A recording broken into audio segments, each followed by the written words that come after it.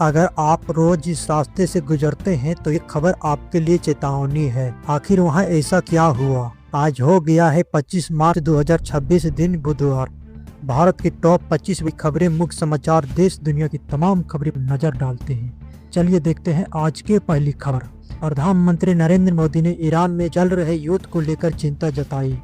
उन्होंने कहा कि अगर यहाँ जंग बढ़ती है तो इसके गंभीर असर दुनिया और भारत पर भी पड़ सकते हैं। पीएम मोदी ने अपील की कि आने वाले समय में देश की बड़ी परीक्षा हो सकता है, इसीलिए हमें टीम इंडिया की तरह मिलकर काम करना होगा। चलिए बढ़ते हैं अगली खबर की तरफ। ईरान में बड़ा हमला हुआ, गैस प्लांट और पाइपलाइन को निशाना बनाया गया।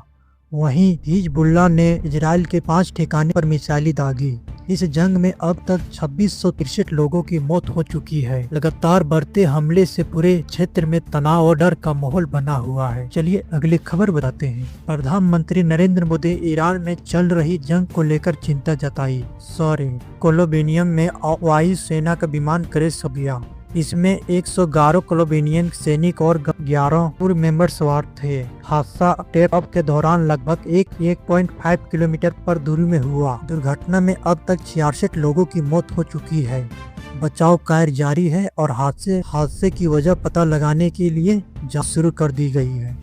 चलिए अगली खबर बताते हैं। सुप्रीम कोर्ट ने बड़ा फैसला सुनाया। कोर्ट ने कहा कि सिर्फ हिंदू, बौद्ध और सिख धर्म के लोगों को ही अनुसूचित जाति दर्ज ले सकते हैं। अगर कोई व्यक्ति धर्म बदलता है तो उसे एसी का लाभ नहीं मिलेगा। यह फैसला आरक्षण और सामाजिक अधिकारी को लेकर काफी अहम माना जा रहा है। चलिए अगली खबर बताते हैं। राजस्थान का छोटे सा शहर सीकर आज देश में IIT की तैयारी का बड़ा हब बन गया है। यहाँ के कोचिंग स्थानों ने हजारों छात्रों को सफल बनाया। छोटे शहरों से निकलकर सीकर ने राष्ट्रीय स्तर पर अपनी पहचान बनाई। अब यहाँ शहरों लाखों छात्रों के सपनों को साकार करने का केंद्र बन चुका है। चलिए अगली खबर बताते हैं। उत्तर कोरिया ने नेता किम जोंग उन ने बड़ा बयान दिया। उन्होंने कहा कि परमाणु हथियार रखने का उनका फैसला सही था। ईरान पर हुए हमले का जिक्र करते हुए उन्होंने कहा कि दुनिया में जीत ताकत से तय होती है।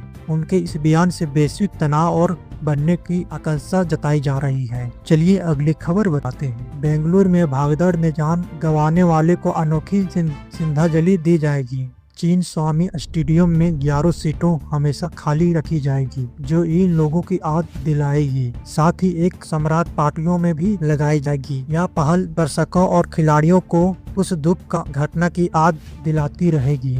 चलिए अगली खबर बताते हैं। 2029 में चुनाव से पहले 33% महिलाओं की आरक्षण लागू होने की तैयारी है। इसके साथ लोकसभा सीटों बढ़कर 816 हो सकती है। इससे महिलाओं सांसद की संख्या करीब 273 तक पहुंचने का अनुमान है। इस फैसले से राजनीतिक में महिलाओं की भागीदारी और प्रतिनिधित्व बढ़ने की उम्मीद जताई जा रही है। चलिए अगली खबर बताते हैं। शेयर बाजार में आज जोरदार तेजी देखने को मिली है। सेक्शन 1372 अंक चढ़कर 74,068 पर बंद हुआ है। वहीं निफ्टी में भी 400 अंक ऊपर रहा है। बैंकिंग और ऑटो सेक्टर के शेयर में सबसे ज्यादा खरीदारी हुई है। निवेशकों में उत्साह का माहौल दिखा है और बाजार मजबूत बढ़ते के साथ बंद हुआ है। चलिए अगली खबर बताते हैं।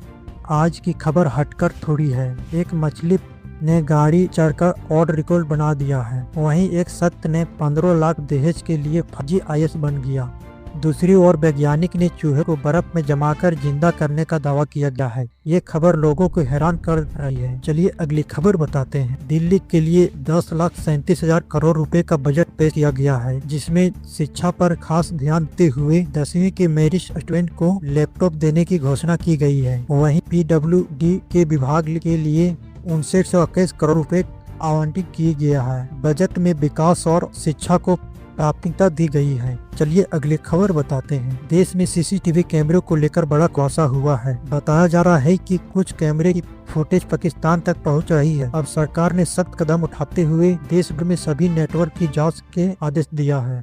अप्रैल से केवल हैकिंग फुटेज कैमरे ही बेचे जाएंगे ताकि सुरक्षा को लेकर मजबूत किया जा सके। ये अगले खबर बताते हैं। पश्चिम बंगाल के ममता बनर्जी ने बीजेपी पर संस्थाओं पर पर्दे के पीछे कंट्रोल करने का आरोप लगाया है। वहीं राज्य में एक घर में से 22 बम बरामद हुआ ही। दूसरी ओर AIADMK पर नाबालिग से चुनाव प्रचार कराने का आरोप लगाया है। इन घटनाओं से राजनीतिक माहौल गर्म हुआ है। ये था कुछ राजनीतिक बयानबाजी। चलिए अगली खबर बताते हैं। रामपुर की राजनीतिक में हलचल मची। आजम खान के जेल में रहते हुए भी पार्टी में डीलरशिप बदल दी गई। इस फैसले पर सवाल उठ रहे हैं कि खासकर 2027 चुनाव से पहले कई लोग इसे बुरे वक्त के साथ छोड़ने जैसे बात रहे हैं, जिससे साफ की राजनीति पर भी चर्चा तेज हो गई है। चलिए अगली खबर बताते हैं। दिल्ली के मुख्यमंत्री अरविंद केजरीवाल ने प्रधानमंत्री पर बड़ा हमला बोला। उन्होंने कहा कि पीएम मोदी 2026 तक प्रधानमंत्री नहीं रह पाएगा। साथ ही अमित शाह और बीजेपी पर निशाना साधते हुए कहा कि उनकी लोकप्रियता लगातार गिर रही है। इस बयान से राजनीतिक में नई बहस शुरू हो गई है। ये था कुछ राजनीतिक बयानबाजी। चलिए अगली खबर बताते हैं। राघव को आज अंतिम विदाई दी जा रही है। थोड़ी देर में उनका अंतिम संस्कार हो गया। उन्होंने लाल पगड़ी पहनकर सम्मान दिया गया, जबकि उनकी पत्नी भावुक होकर उन्हें देखती रही। वहीं पंजाब सरकार में बदलाव करते हुए लालजीत भुल्लर का विभाग हरपल चीफ को सौंप दिया गया। चलिए अगली खबर बताते हैं। देहरादून में बीटीच करने आए यूपी के एक छात्र ने की हत्या का मामला सामने आया है। बताया जा रहा है कि खाना खाने के दौरान हुई बहस के बाद साथियों ने फावड़े से सिर पर वार कर दिया। इस घटना में छात्र की मौके पर मौत हो गई। पुलिस ने तीनों आरोपी को गिरफ्तार करके पूरे मामले की जांच जारी है। चलिए अगली खबर बताते हैं। मथुरा में RS प्रमुख मोहन भागवत ने संतों से मुलाकात करके उनके पैर छुआ। इसी दौरान उन्होंने कहा कि घुसपैठ करने वाले रोजगार नहीं देनी चाहिए, क्योंकि इससे गड़बड़ी बढ़ सकती है। उनके इस बयान के बाद राजनीतिक और सामाजिक हलकों में चर्चा का तेज हो गया है। चलिए अगली खबर बताते हैं। कर्नाटक विधानसभा में हिमाचल के आर्थिक संकट पर मुद्दा घूटा। बीजेपी विधायक कर्मचारी को सैलरी काटने पर सवाल उठाया। इस पर मंत्री ने जवाब देते हुए कहा कि कर्नाटक की अर्थव्यवस्था मजबूत है और चिंता की कोई बात नहीं। इस मुद्दे पर सदन में तीखी बहस देखने को मिली है। चलिए अगली खबर बताते हैं। प्रयागराज में बड़ा हादसा हुआ। पूर्व मंत्री का कोल्ड स्टोरेज अचानक बढ़ गया, जिससे 4 लोगों की मौत हो गई। हादसे के बाद मामले में फंसे लोग 17 लोग की बाहर निकाला गया। राहत और बचाव कार्य लगातार जारी है और पूरी रात रेस्क्यू ऑपरेशन चलने की संभावना है। चलिए अगली खबर बताते हैं। पूर्व APP मंत्री के मामले में पुलिस अमित शाह पहुंची। गृह मंत्री शाह ने कहा कि इस मामले की CBI जांच कराई जाएगी। वहीं अरविंद केजरीवाल ने आरोप लगाया कि हरियाणा IPS सुसाइड केस में बीजेपी सरकार ने दोषी के साथ दिया। इस मुद्दे पर राजनीति गर्म हो गई है। चलिए अगली खबर बताते हैं। गुजरात में पेट्रोल पंप की कमी की अफवाह तेजी से फैल गई, जिसके बाद कई शहरों में पेट्रोल पंप लंबे लाइनें लगाने लगी। हालांकि सरकार ने साफ कहा है कि पेट्रोल की कोई कमी नहीं है और लोगों से अफवाह पर ध्यान न देने से अपील की है। स्थिति को समान बनाए रखने की कोशिश जारी है। चलिए अगली खबर बताते हैं। CPIM ने आरोप लगाया है कि चुनाव आयोग के एक दस्तावेज पर बीजेपी की सील लगी मिली, जिससे निष्पक्ष पर सवाल उठे हैं। पार्टी ने उसे गंभीर मुद्दा बताया। वहीं चुनाव आयोग ने सफाई देते हुए कहा कि यह सिर्फ एक क्लरिकल एरर है। इस मामले को लेकर राजनीतिक विवाद बढ़ गई है। चलिए अगली खबर बताते हैं। उत्तराखंड के ब्यूटी क्वीन ने बड़ा सपना जताया। उन्होंने कहा कि अब उनका लक्ष्य सीमा इंडिया का खिताब जीतना है। बचपन में गंभीर बीमारी से गुजरने के बावजूद उन्होंने हार नहीं मानी और क्राउन जीता। अब वह आगे कड़ी मेहनत करके देश का नाम रोशन करना चाहती है। चलिए अगली खबर बताते हैं। हरियाणा में तेज रफ्तार कंटेनर ने 7 लोगों को कुचल दिया। इस हादसे से जीजा साले समेत 3 लोगों की मौत हो गई। टक्कर इतनी भयानक थी कि सड़क पर ही बिखर गया। बाद में कंटेनर फ्लाईओवर होके 2 पिलर के बीच फंस रुका। पुलिस ने पूरे मामले दर्ज करके जांच शुरू कर दी है। चलिए अगली खबर बताते हैं। फरीदाबाद में एक पाकिस्तानी जासूस को गिरफ्तार किया गया और वह पेट्रोल पंप के पास पंचर की दुकान चलाता था और सैनिकों की तस्वीर भेजता था। हर फोटो के बदले उसे करीब 6,000 रुपये मिलते थे। पुलिस और सुरक्षा एजेंसी अब इसे पूरे नेटवर्क की जांच कर रही है। चलिए अगली खबर बताते हैं। दिल्ली के सिम महल विवाद में बड़ा खुलासा हुआ है। CAG रिपोर्ट के मुताबिक केजरीवाल के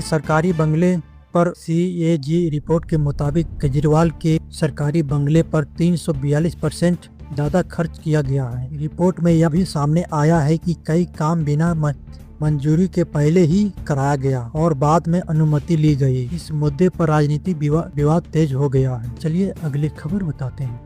गुरुग्राम में देश का पहला एलपीजी एटीएम शुरू हो गया है। अब लोगों को गैस सिलेंडर के लिए लंबा इंतजार नहीं करना पड़ेगा। सिर्फ 2 मिनट में भरा हुआ गैस सिलेंडर दिया जाएगा और यह सुविधा 24 घंटे उपलब्ध रहेगी। इसे आम लोगों को बड़ी राहत मिलने की उम्मीद जताई जा रही है। चलिए अगली खबर बताते हैं। अगर आप इसी तरह जानकारी सबसे पहले पाना चाहते हैं और कहीं मिस ना हो जाए तो आप हमारे WST न्यूज को सब्सक्राइब कर लें और लाइक कर दें। अपनी कोई सुझाव देना हो तो मुझे कमेंट कर। चलिए मिलते हैं अगली वीडियो में। तब तक के लिए आप अपने परिवार जनों का ख्याल रखें। नमस्कार।